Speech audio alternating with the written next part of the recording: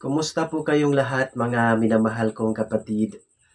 Alam po ba natin na napakahalaga po na ideklara po natin na si Jesus ay ating Panginoon.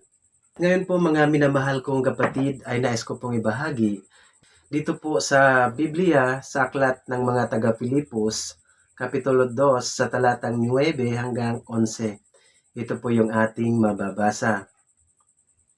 At dahil dito, sila'y lubusang itinaas ng Diyos at ibinigay sa Kanya ang pangalang higit sa lahat ng pangalan. Sa gayon, sa pangalan ni Jesus ay luluhod at magpupuri ang lahat ng nasa langit, nasa lupa, at nasa ilalim ng lupa. At para sa ikaluwalhati ng Diyos Ama, ang lahat ay magpapahayag na si Jesucristo ang Panginoon.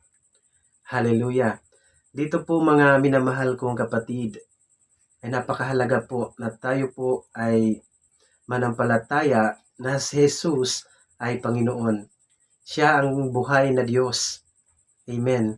At ito po ang ating mababasa dito po sa English translation from the book of Philippians chapter 2 verse 9 to 11. Let me share to you.